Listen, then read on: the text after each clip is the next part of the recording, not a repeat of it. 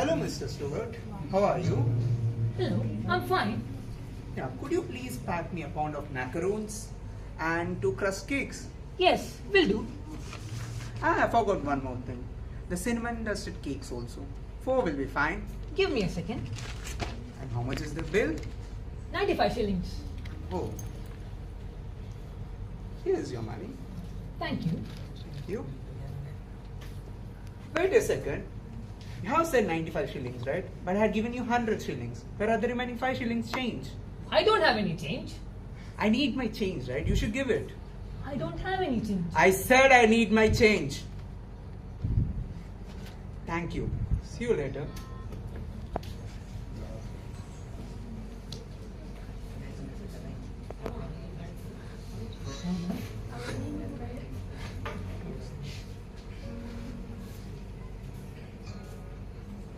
Nora! Nora! Nora, my little doll child, where are you? Helen, where is Nora? Helen! Yes, Nora here. Thank you. I know that you are waiting for a Christmas present, aren't you? And here is your present.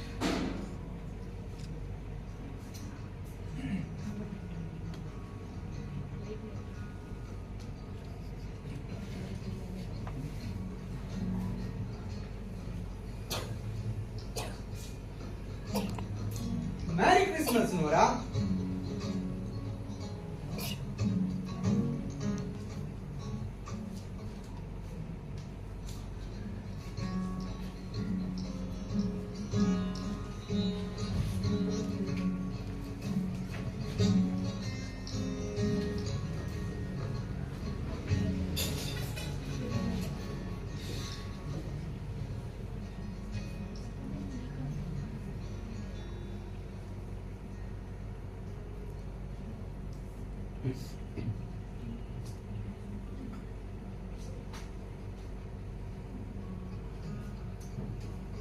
Oh, Helen, just covered the Christmas tree until this evening. Now everything is perfect. There's a suit for I wear. There's a trumpet for Bob. Who could imagine Bob playing trumpet? And there's a doll for Amy. And for me,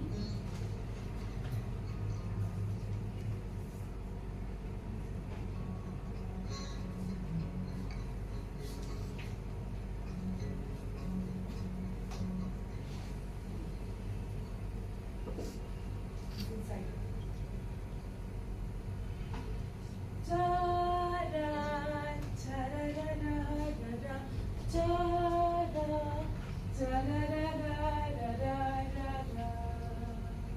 Is that my little love twittering out there? Yes, it is. Is it my little squirrel whistling about?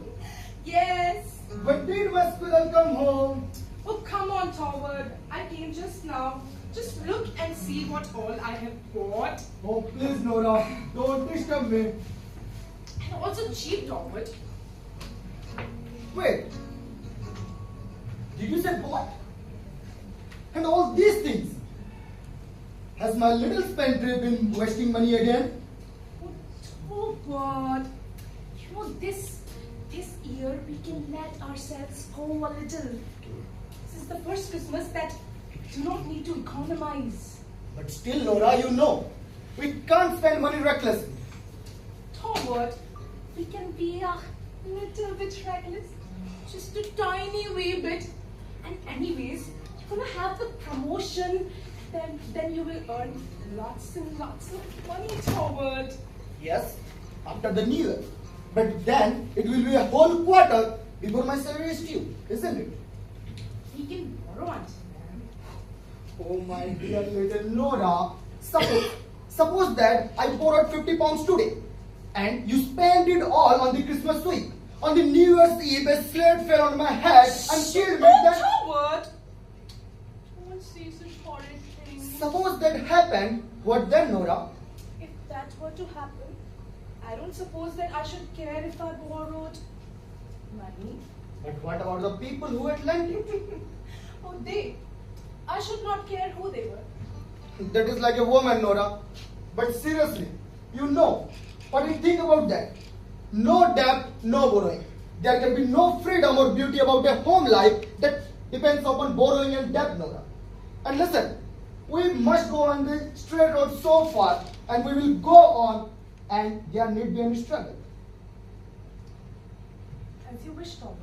Oh, my dear little Scarlet, come. Must not do for wings. What is this, Nora? Is my little squirrel out of temper? Okay. Now listen. You tell me, extravagant little person, what would you like for yourself? Oh, for myself. Yes. I'm sure I don't want anything. But you must, Nora. Tell me something reasonable that you particularly like to have. I can't think of anything, Robert, but if you really want to give me something, Robert, Yes. you might give me money, Robert. Oh, Nora, do, listen, I darling. can't. Darling, please do. And then one of these days, I will buy something with it, and then I will hang it on the Christmas tree. Wouldn't that be nice? Nora, what are the little persons called that are always wasting money? Spendthrifts, Yes. I know. Okay, let's do as you say. You give me money tonight, and in 1 or 2 days, I will decide what I want with it. That's a very sensible plan, isn't it? Indeed it is, and it is to say, Nora, if you really want to buy something for yourself, then it is good. But if you spend it all on the Christmas week and the unnecessary housekeepings, I merely have to pay up again, Nora. Oh, Robert, I save all I can. Yes, Nora, you save all you can, but you save nothing, Nora. Right? Robert, you don't know how many expenses these skylarks and sparrows have. Listen, Nora, you are an odd little soul. Just like your father. You always find some new way to wheedling money out of me. And as soon as you get it, it seems to melt in your hands. You never know where it has gone, Nora. Indeed, it is in your blood, Nora. And I hope you can inherit these things. Oh, I wish I inherited many of Papa's qualities. Listen, Nora, and I don't wish you to be anything, but just what you are.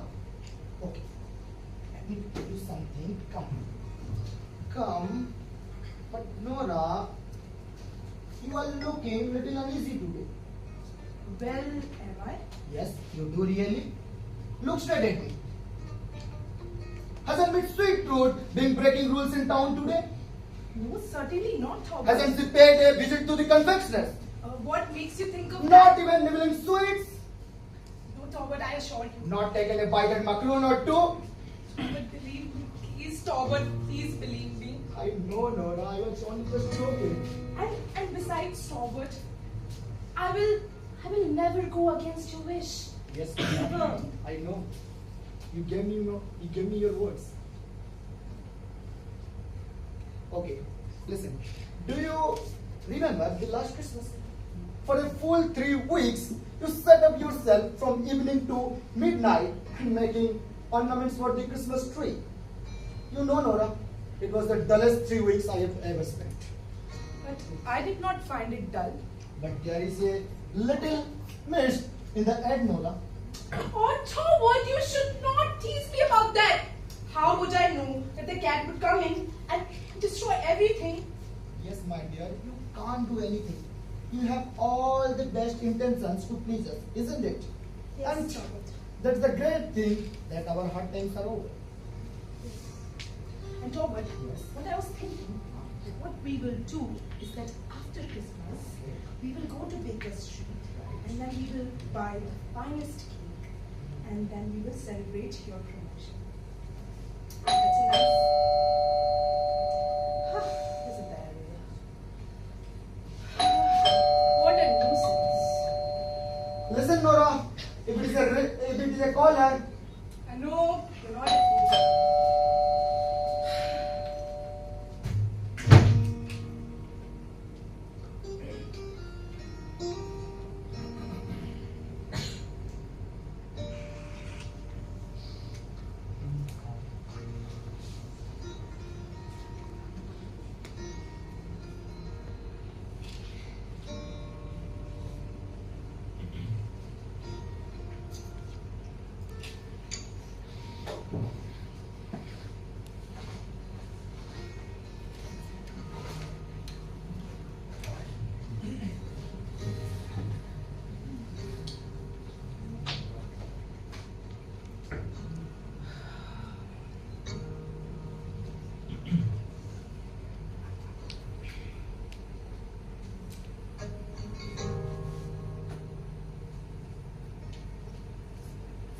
do you do, Nora?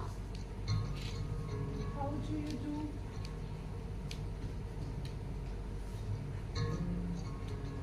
Christine!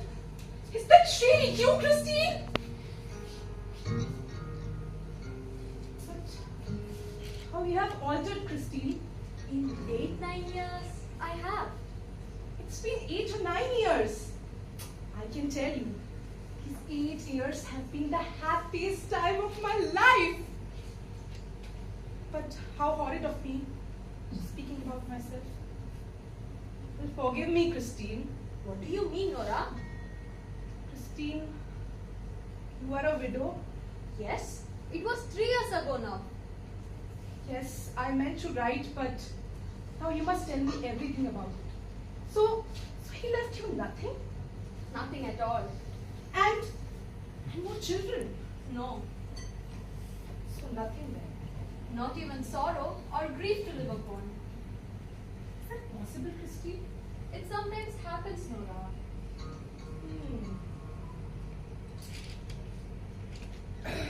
Now you must tell me everything. No, I want to hear about you. Who, me? Just fancy. My husband has been made a branch manager. And you know, this barrister business is very uncertain. And especially if you don't want to take unsavory cases.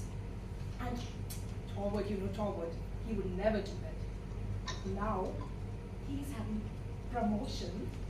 And then we will have lots and lots of money, Christine. I know how delightful it is to have what one needs. Ah, no, Christine. Not what one needs, but lots and lots of money. Nora, haven't you learned any sense yet? Back in school days, you were such a spendthrift. Spendthrift. I know, that's what Torwood calls me. But, you know, we have not been in the situation for me to spend money lately. We both had to work. You do? Oh, yes. Embroidery, crochet, stitching, and that sort of work. And other work too. You know, when I was pregnant with Ivor, Torwood had to work day and night. And then he fell dreadfully ill. And the doctors came to me and told me that if we don't go to South, then he might not live. So, yes, we spent the year in South. Oh, so you spent a whole year in Italy. Yes. It was a beautiful journey, but I must tell you, it cost a tremendous amount of money, Christine. So I should think 250 pounds. Can you imagine? that's a lot. And in emergencies like this, it is lucky to have that money. Oh, we ought to tell you we had it from Papa. That was right about the time he died, wasn't it? Yes, Christine. And I could not go and see him because I had to nurse my poor Torwood. That was the saddest time of my life, Christine. I know you were very fond of him. And still you went to Italy? Yeah, told you it was a beautiful journey, and most importantly, it saved Torwood's life. So he came back quite well after that. Ah, as sound as a bell, Christine. Now, Christine, I'm just talking about myself. Tell me, if you did not love your husband, then why did you marry him? You know, Nora, my mother was alive then. She was bedridden and ill, and I had 2 younger brothers to take care of. So I didn't find it justified enough to refuse his offer. Yeah, you were quite right. He was well off then, right? He was quite well off, but his job was a precarious one. When he died, it all went into pieces and there was nothing left. And then, Christine? And then I had to find my hand on anything I could find.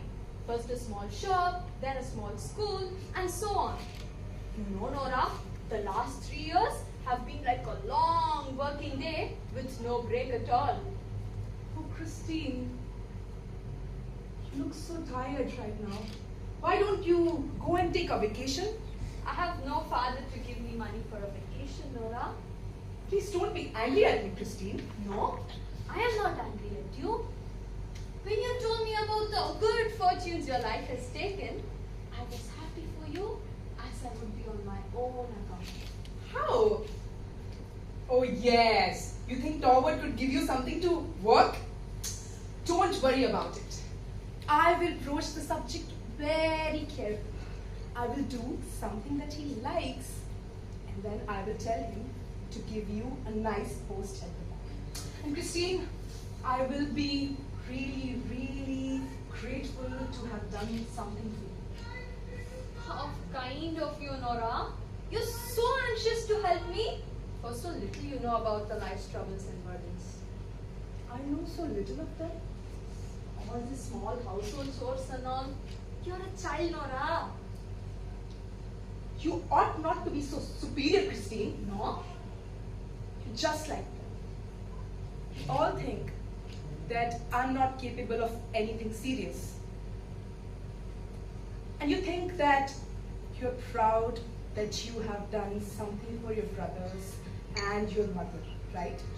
I think I have the right to be. You're correct. You have the right to be. But I, too, am glad and proud of doing something for my family. I'm sure you have. But what do you refer to?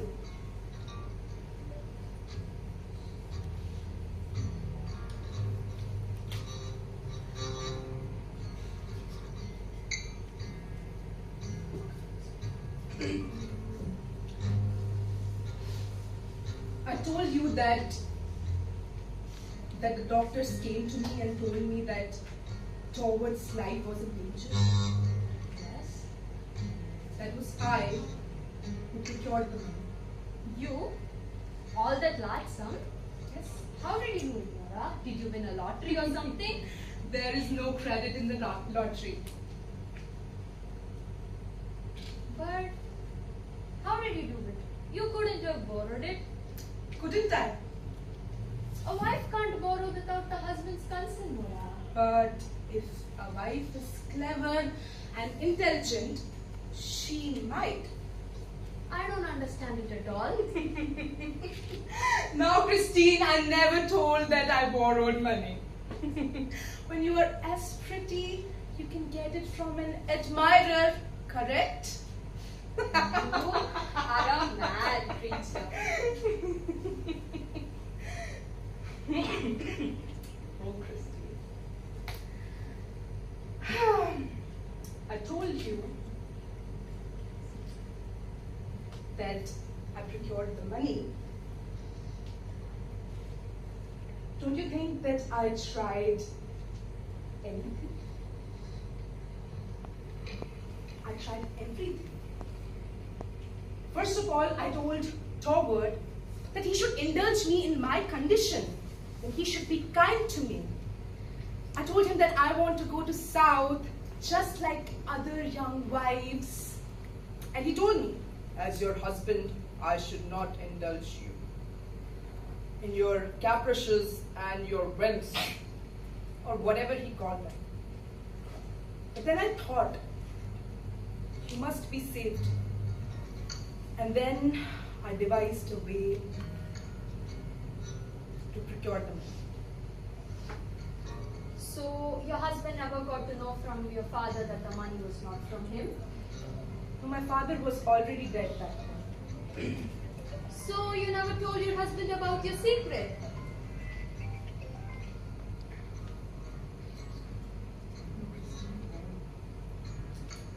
Never.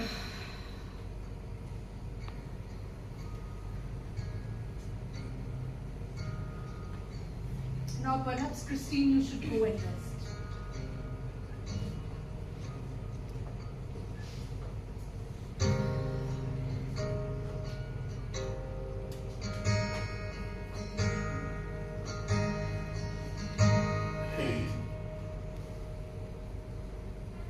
When I was just a little girl, I asked my mother, what will I do?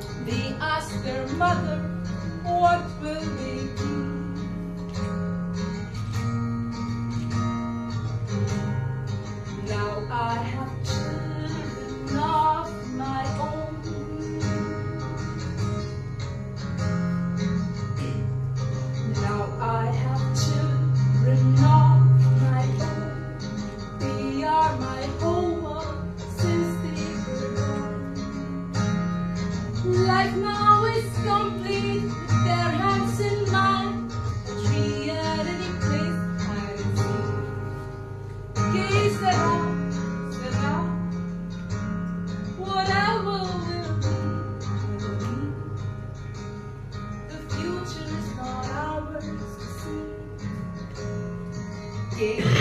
Sarah, Sarah. What will be, will be.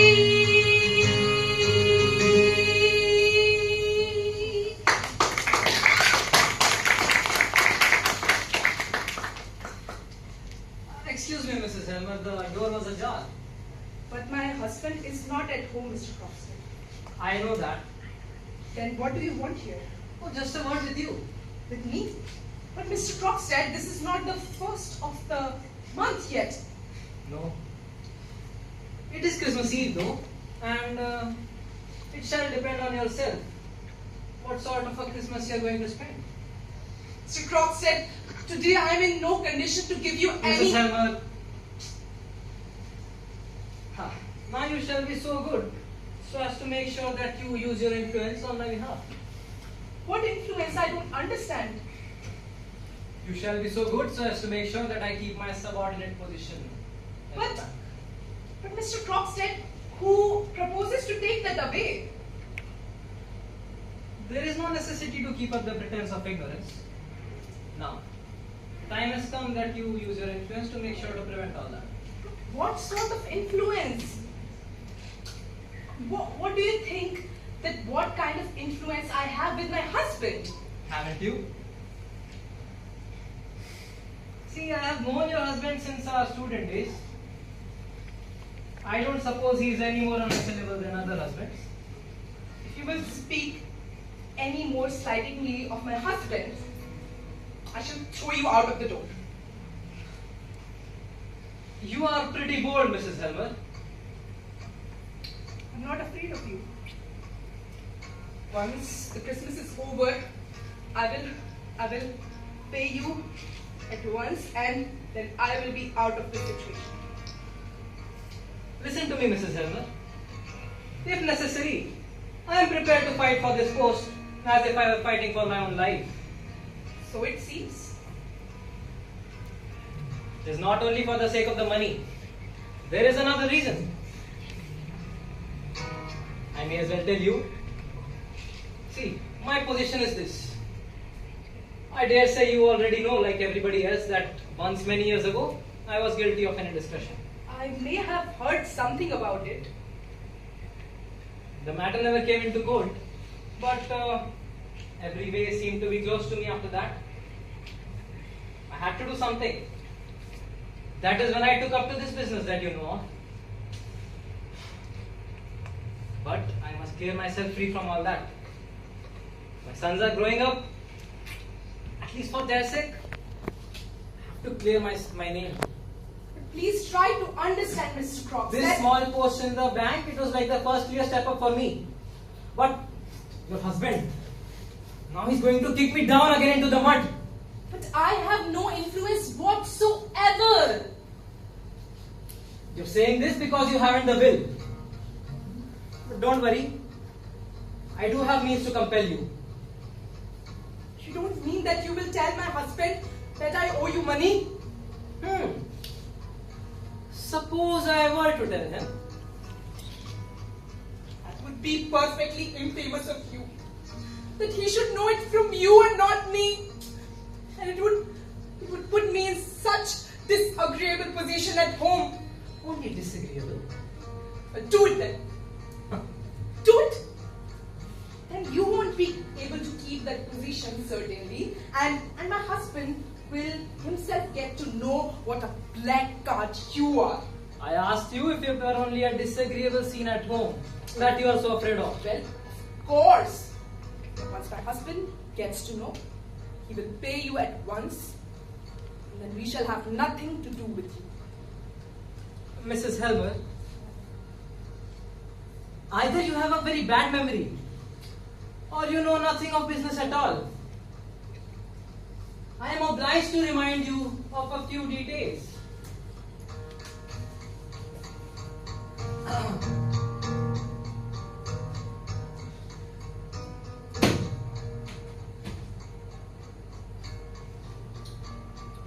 Tell me, Mrs. Helmer, you came up to me for a certain purpose, do you remember?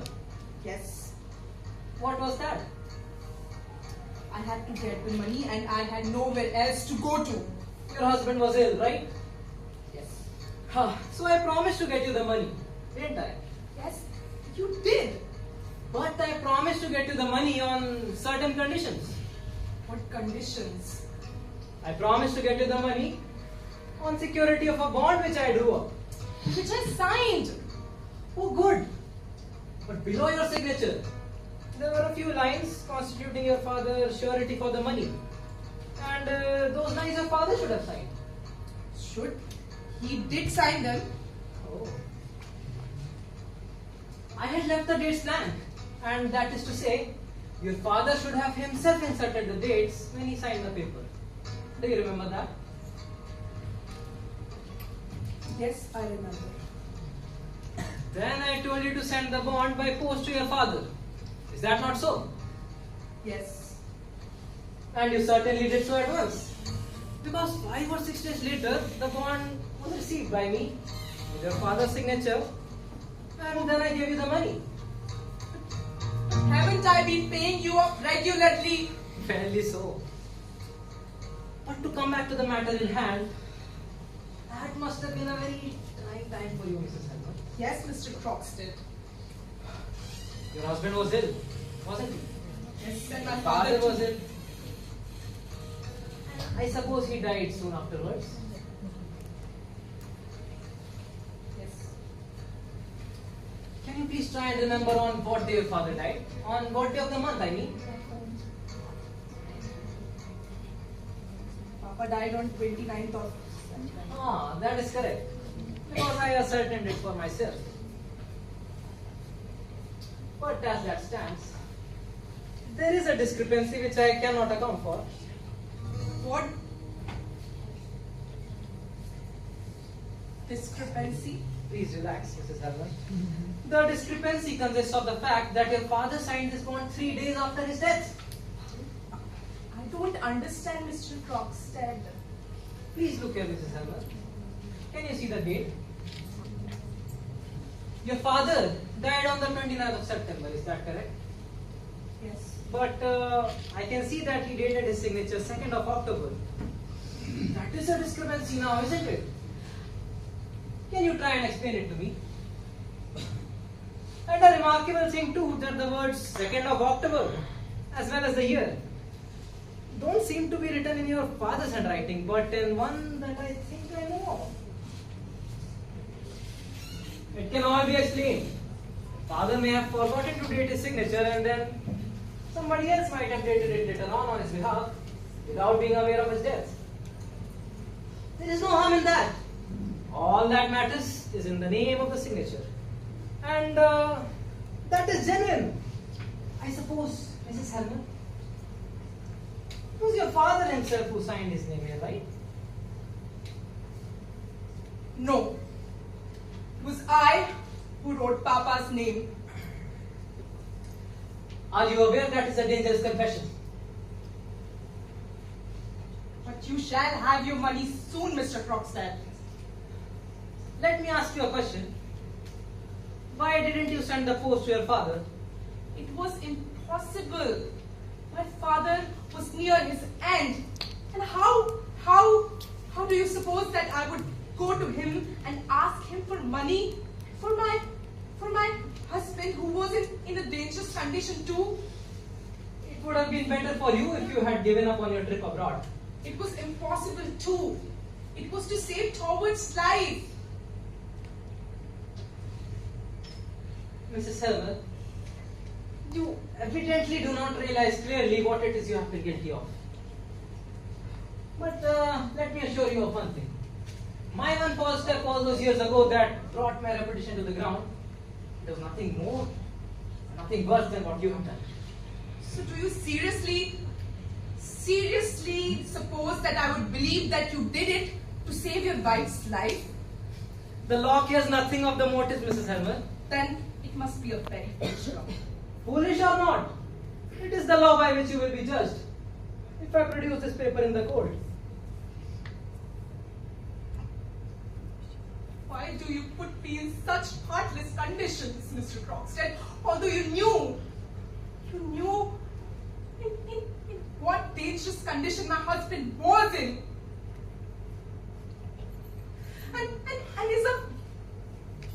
daughter not allowed to spare her dying father?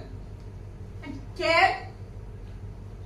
Is a wife not allowed to save her husband's life?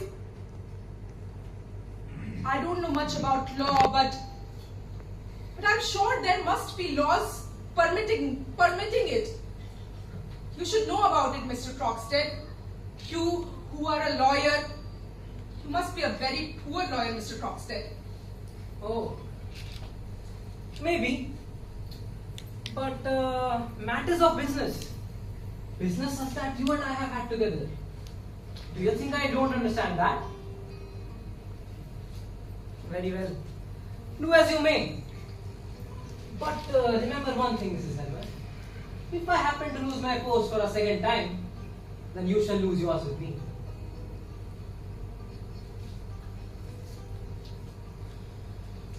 Nonsense. He thinks I'm so silly.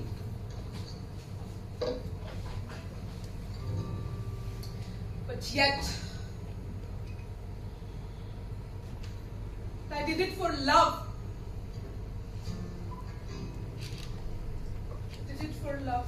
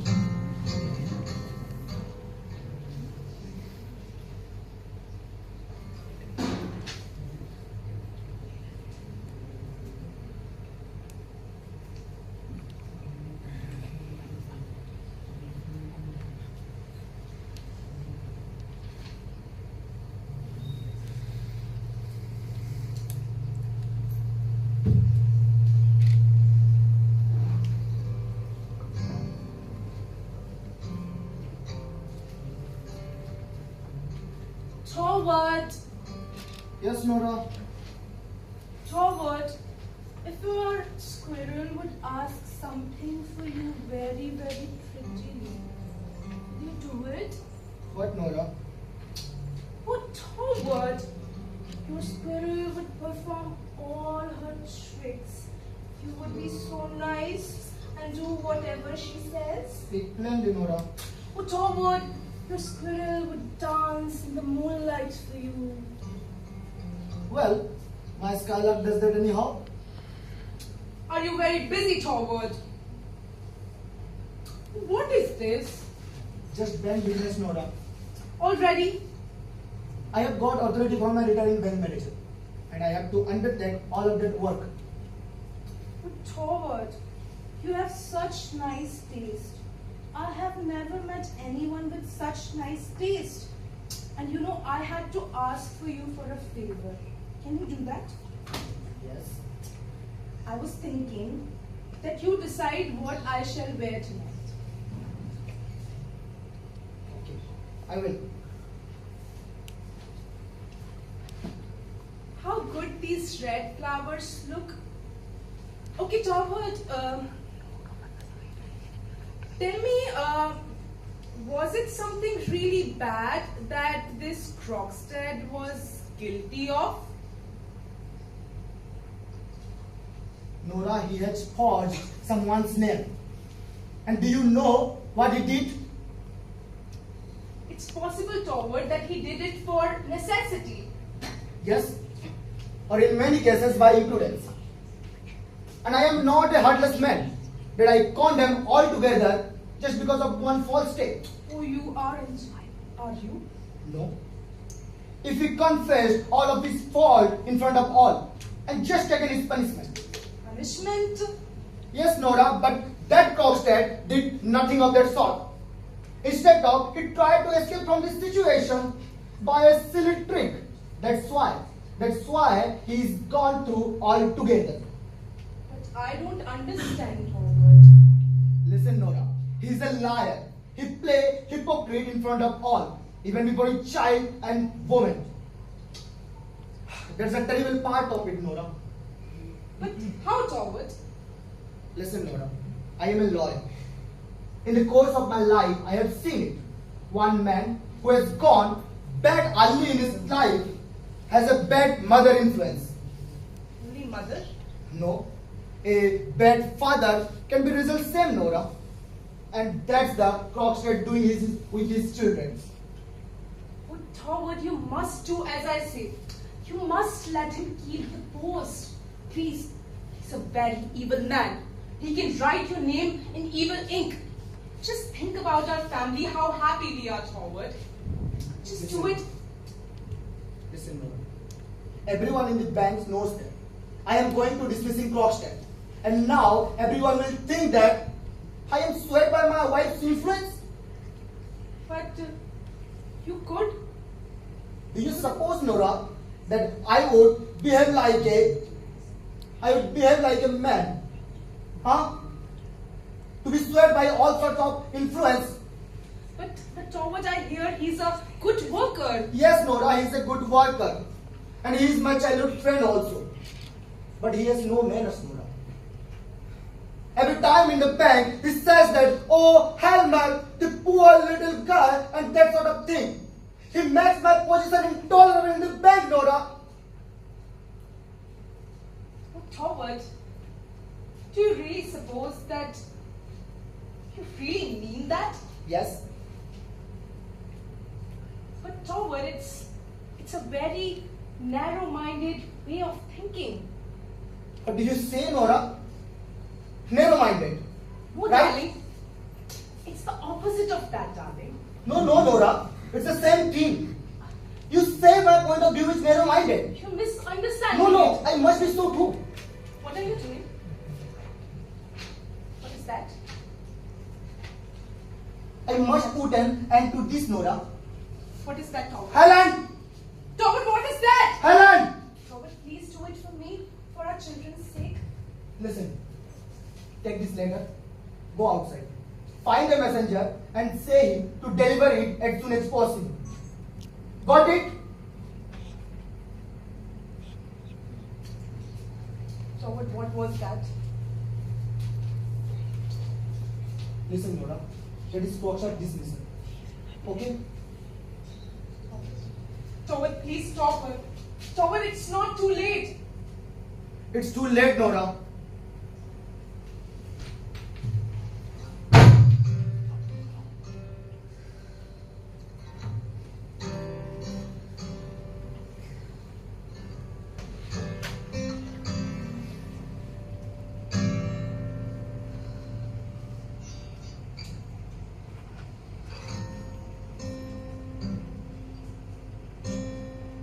It's too late.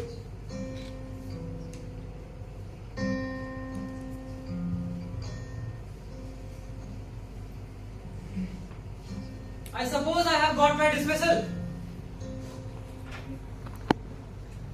Does your husband love you so little? He knows what I can expose you to. I came here only to see how you were, Mrs. Helmer. I was worried about you all day long. A mere cashier, a quill driver. Have you and your husband ever thought about what would happen to me?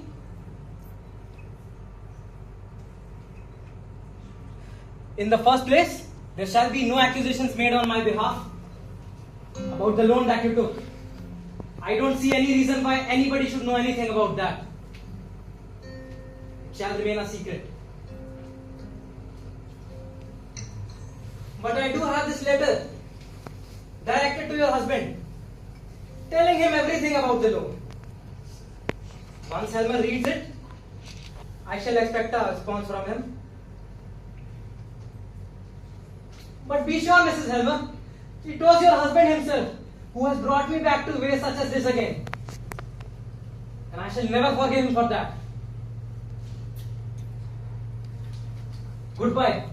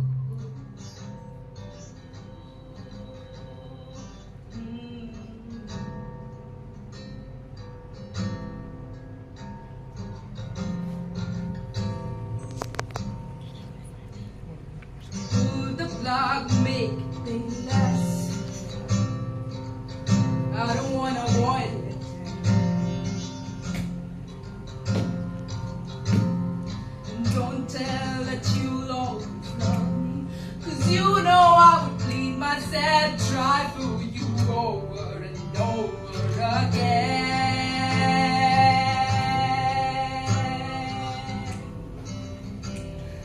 Mistake was so set at the Bible, aren't you? As you speak, and I feel like throwing up and kissing and stare like a goddamn machine. I would like to plan out my part in this. Such a narcissist, probably do it this way. I don't get a choice in the matter. Why would I? It's only the death of me. Only the death of me. Only the death of me.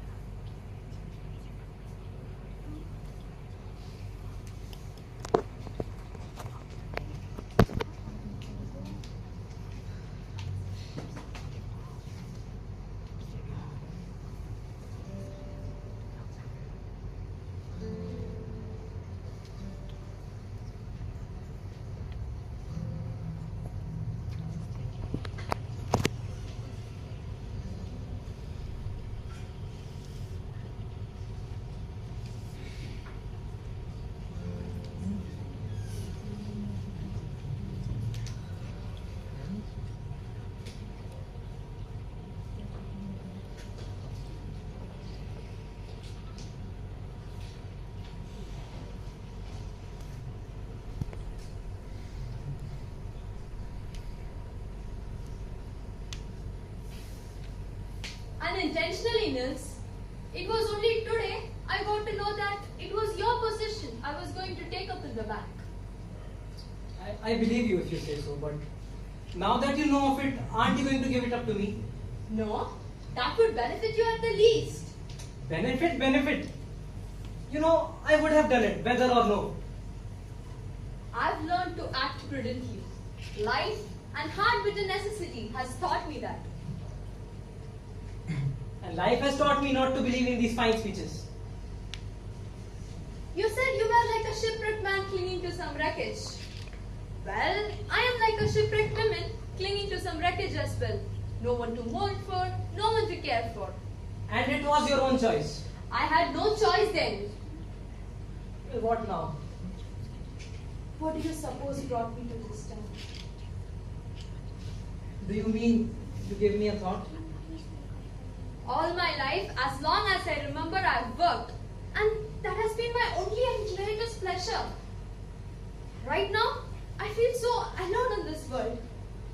I feel so forsaken. Nils, will you give me someone and something to work for?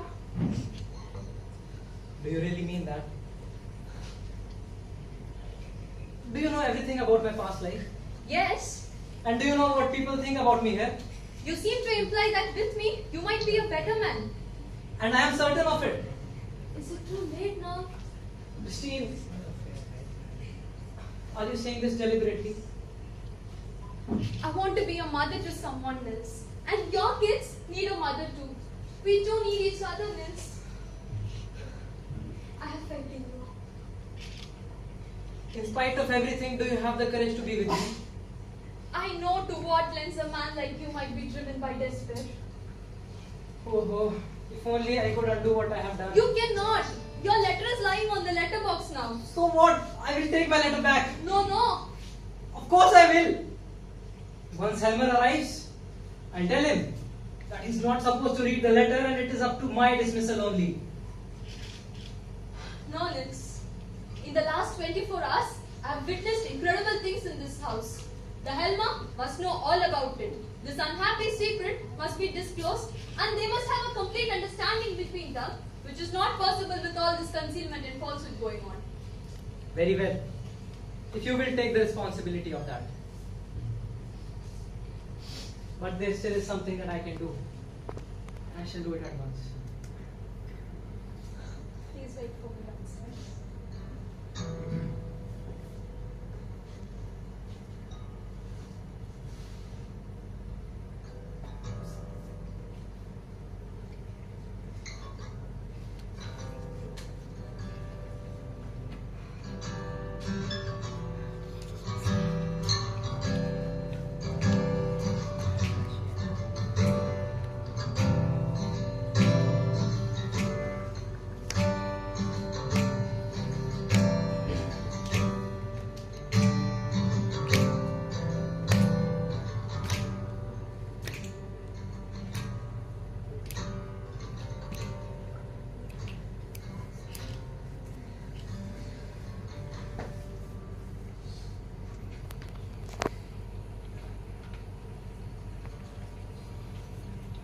Nora! Nora! What is this, Nora? Do you know what you have done? You miserable creature, what you have done? Howard, you shall let me go. You should not take it upon yourself. Nora, do you know what you have done? Answer me! Now I am understanding it thoroughly. Wow! What a horrible awakening, Nora! All these ideas, you are my pride, my joy. But now a liar, a hypocrite, worse than a criminal, Nora. All sorts of your father principles. What? Be silent, Nora! Be silent. All sorts of your father principles come out in you, Nora. No religion, no sense of duty, no morality, and nothing. That is just it. You ruined my future, Nora. You have destroyed my all happiness. And I can't think that I am under a man of unscrupulous men. Huh? But when I am out of your way, you shall be free. Listen, Nora, no fine speeches, please. Just like your father. He had always plenty of those. And everyone will think that I was behind it all. Do you understand now what you have done for me? Yes. That is incredible. That I can't take it in, Nora. But we must come to an understanding now. Okay? Take it off. What? Take it off. Take off your dresses, Nora. I must appease that cocktail by some way or another. Is it right? What?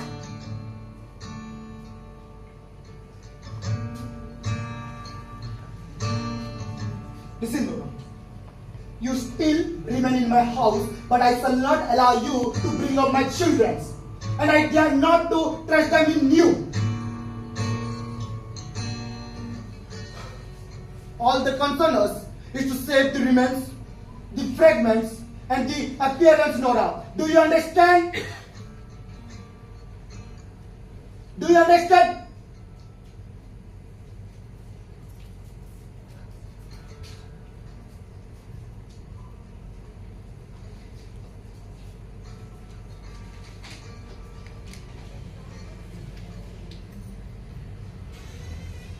Oh.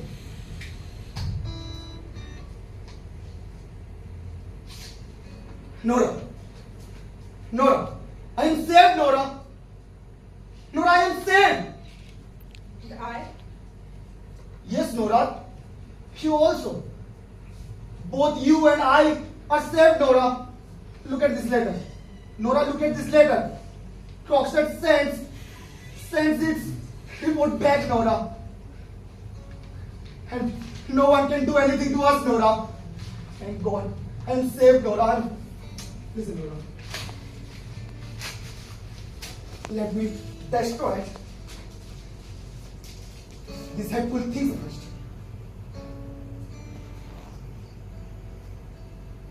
I know, Nora, that these 3 days are very dreadful to you. Isn't it? I fought a big fight these last 3 days. Yes, Nora, I know. Listen, listen. But it's all over, Nora. It's all over. You don't seem like it's all over. Yes, Nora? You can understand that I have forgiven you, Nora. Nora. Thank you for your forgiveness. Nora. What are you doing, Nora? Nora!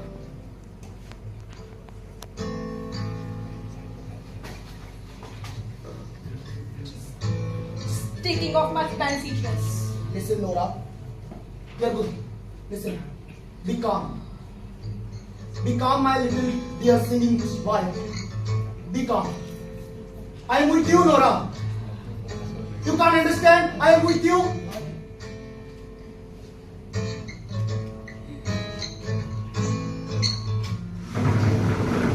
Come on, Robert. Now I have arranged all my things. Listen, Nora. I have sent. Sit down, Robert. Listen. Sit down!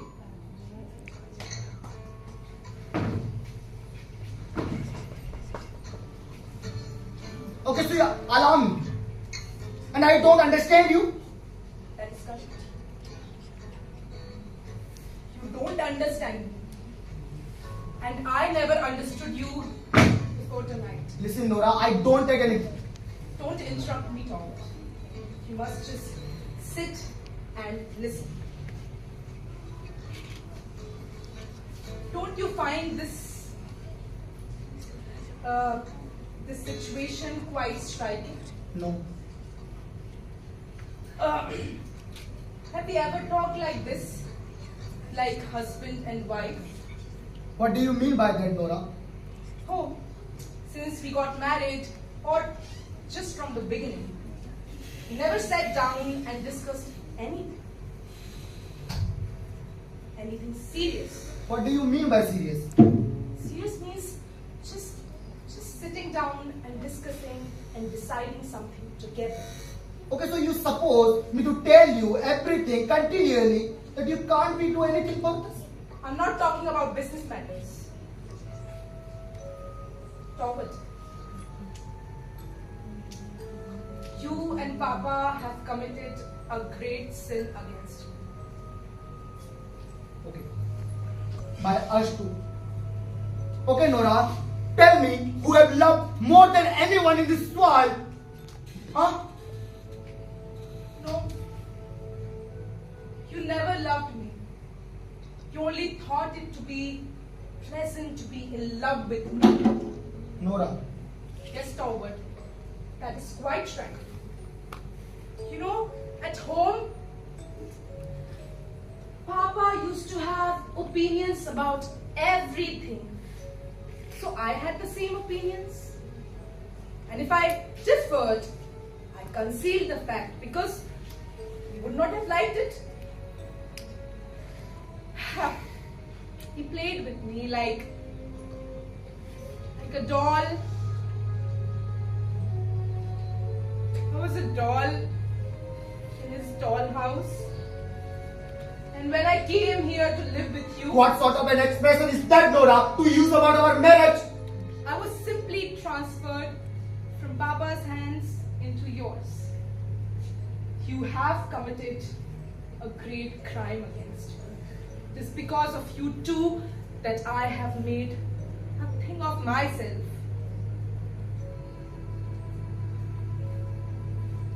You know, Toward, here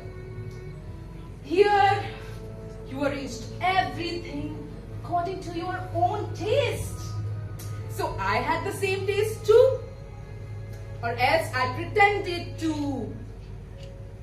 Now I don't know what was the case. How unreasonable. But anyways, when I look back into it, I feel like a poor woman just hand to mouth, just existing to perform tricks for you, Toward. But you had it so. You are such an ungrateful woman, Nora. You have not been happy here. No. Only Mary. Not happy, right? You know what our house has been? It was just a playroom. Just like Papa played with me.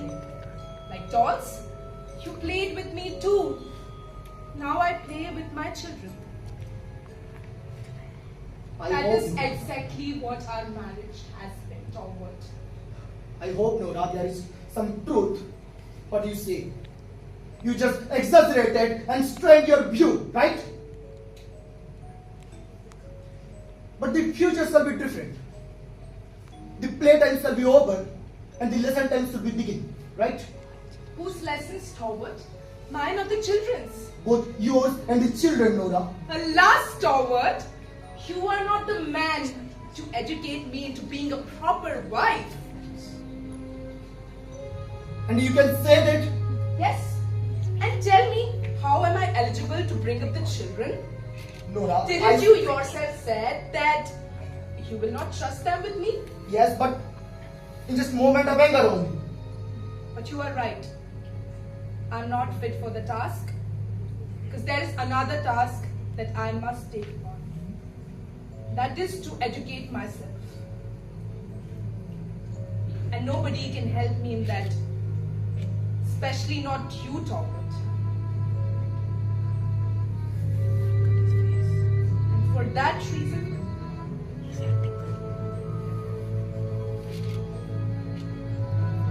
I'm going to leave you now. What do you say, Nora? Yes, Toward. It's perfectly right. It gives me immense pain, but if I am to understand myself or anything around the world, I must stand alone. And for that matter, I cannot stay with you any longer. You are mad, Nora. You are out of your mind.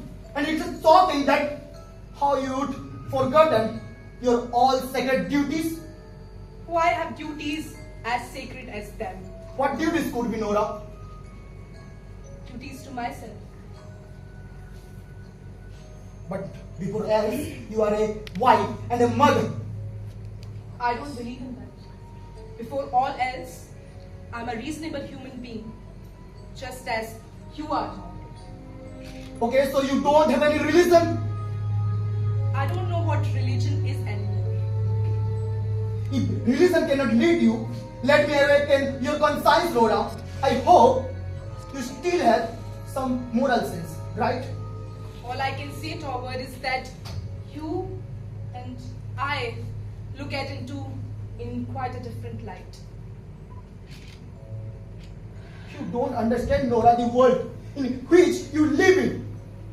I don't, I know. But now I'm going to try. You are ill, Nora. You are a delusional. But I have never felt my mind so clear as tonight.